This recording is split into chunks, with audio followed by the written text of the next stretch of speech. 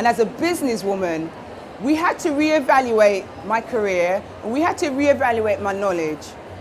As I said, they call me the bank of industry when it comes to the needs, makeup needs for women of color. I had to turn that into liquid cash as opposed to makeup application. Furthermore, personally, I think you can only apply so much makeup for so long. I've been doing it for 33 years, well, 30 years. I've stopped doing it for the last 3 years. Because for me, it's about the business opportunity. Okay, you get me so far? You understand? So they call me the industry and industry consultant. They call me the ambassador. They call me the color corrected makeup specialist. They call me the industry trendsetter. And I take them all. It wasn't something that I set out to do. It wasn't a business plan that I had. It wasn't a career move that I had. It was just my life's journey. Now I've gotten to this stage in my career,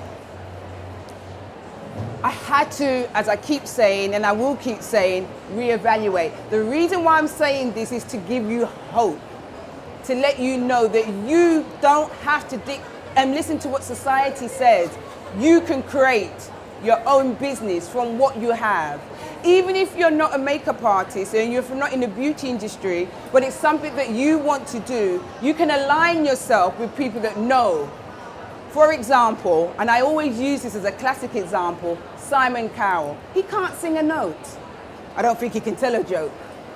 But he's one of the wealthiest men in the media industry because he's assigned himself to people that can.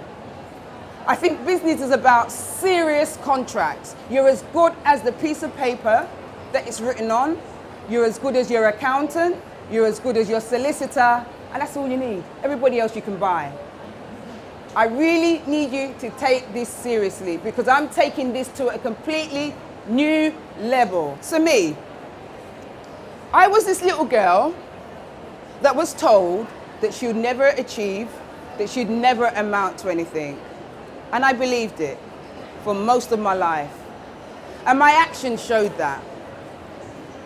About 6 years ago, the British government asked me to go to South Africa to represent the beauty industry for women of color, to talk to South Africans about the needs for women of color. I went along, I had a wonderful time. I met some wonderful people. I'm not going to name drop, but I met some real hierarchies. Without even realizing, it gave me the impetus, it gave me the confidence without realizing, hold on, if I can come to South Africa and do this, I don't know anyone, I'm not South African, I can go somewhere else. That's my business brain.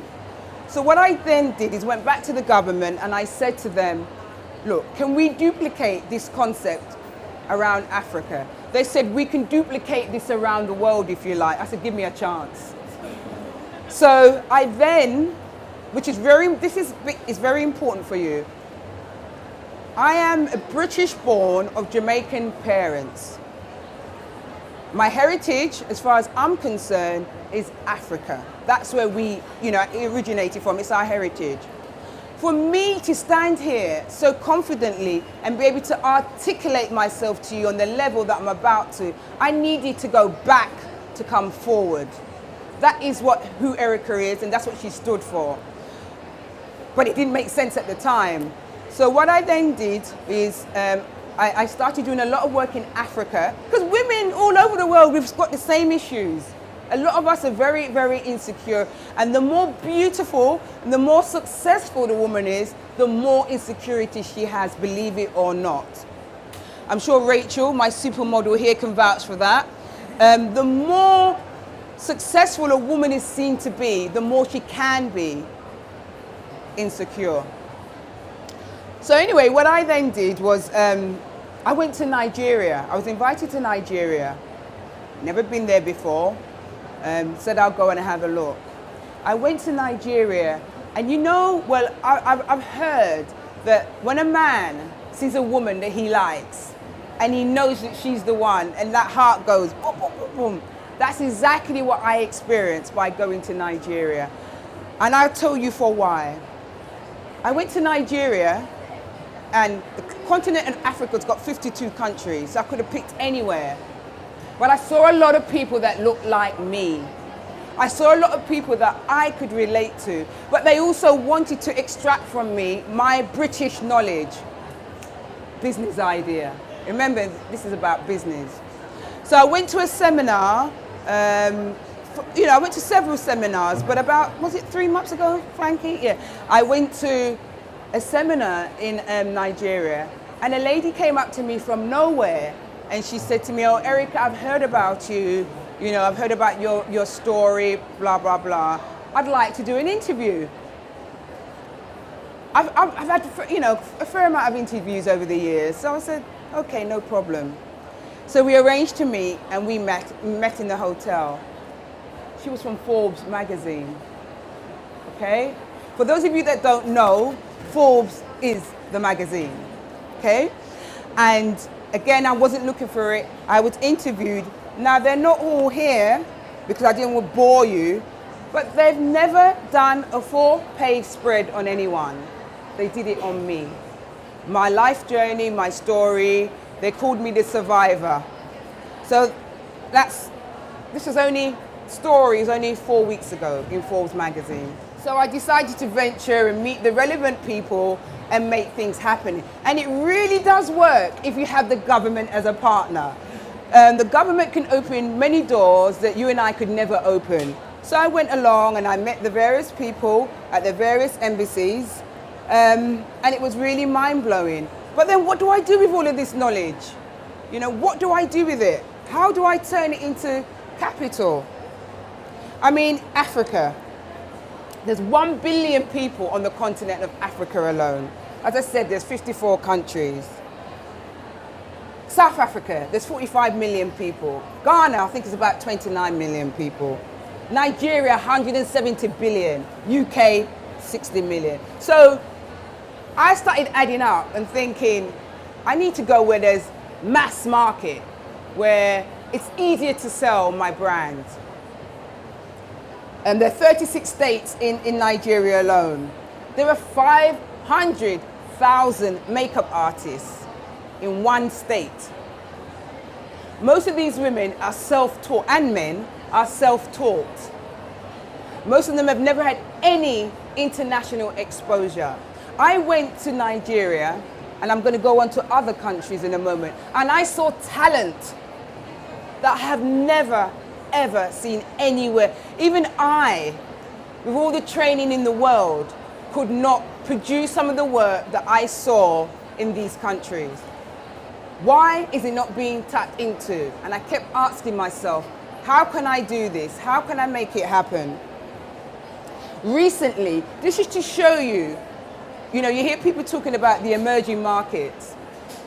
Recently, Estee Lauder, 6 weeks ago, have done a rollout campaign. They spent $1 billion getting their brand into West Africa. So I think that should tell you something.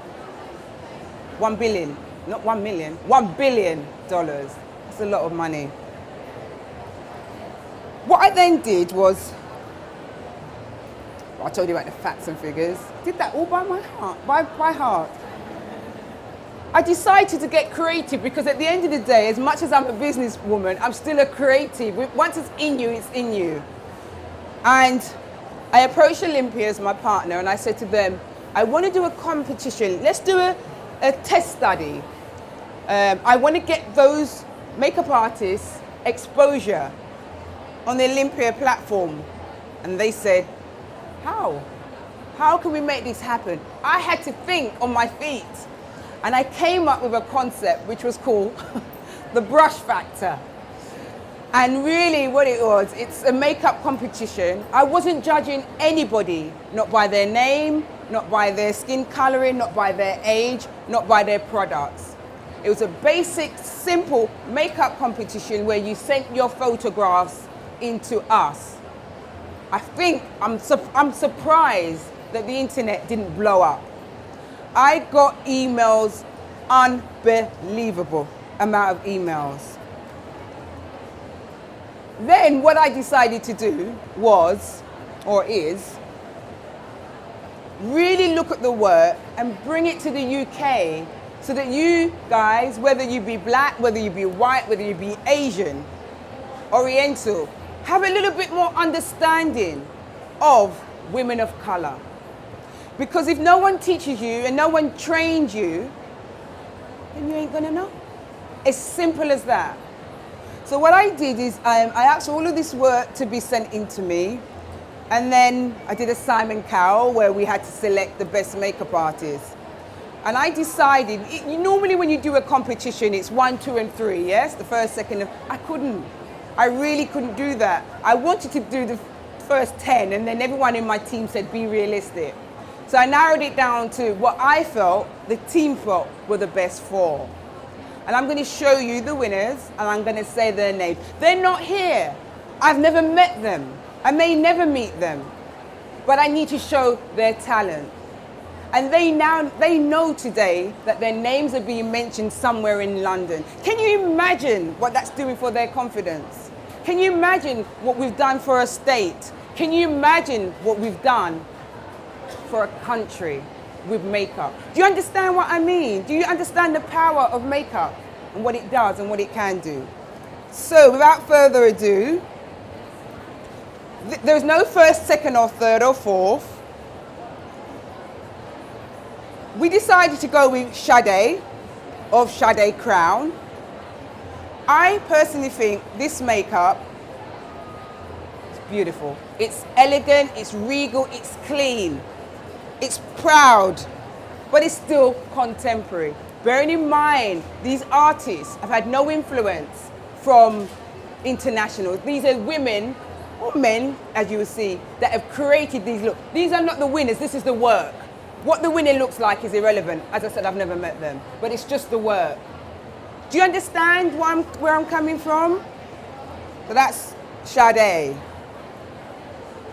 Second one here is Omotola. And again, you can see, or I like to believe that you can see, it's very simple, very elegant, very soft, but it's very, look what I can do. You see for yourselves, yeah? Can you all see? This is a gentleman, and again, you can see that he's not afraid of colors. I am. I won't mix various different colors. I won't. I'll get somebody else to do it. But he's just gone creative on a lighter skin woman. He's done everything. He's got the eyebrows right, and this is his work. And then we've got Yusuf here. He's gone one step further and got 3 women, as you can see. And again, you can see the simplicity, but the use of colors without going overboard. People always say to me, Eryca, I don't know how to apply makeup. I don't know what colors to wear. If you're really, really stuck and you really want to get a little bit creative, pick out makeup on colored clothes that you're wearing, which is exactly what you can see done here. If in doubt, and that way you can wear various different colors because it's not about you. It's about the tone and the colors of the garments that you're wearing. So I felt very proud and very honored for these people to enter the competition. So regardless of what training we have or no training we don't have, we can produce our talents. I'll just give you some examples of my work in Africa, predominantly Nigeria. What I find is, as a country, the UK, and as an industry, we tend to look at the US a lot for many things. We refer to the US this, the US this, and America that, blah, blah, blah. I've been working in the US for at least 19 years, in and out, in and out. Only recently, I attended one of the biggest hair shows in the world by the Bronner brothers. It was absolutely amazing. It's something that blew me away, and I look forward to hopefully going back next year. I've also, 7 years ago, I worked with Essence magazine, for those of you that know Essence magazine, and I was one of the speakers, and I attended an event called Women Shaping the World. I also got a special tour two Estee Lauder offices in New York. I had the privilege to be working with Mickey Taylor and Susan Taylor. I don't know if you know these, but these are really high, mighty flyers. If you don't know them, you do now. So you can Google them. These are really almighty women in the industry. I had the pleasure of meeting them. I had the pleasure of meeting so many people, but at the time, I really didn't comprehend that I was actually onto a winner. I was being educated. I was being empowered. I really didn't know that. I had to go to Africa to come back to realize my offering.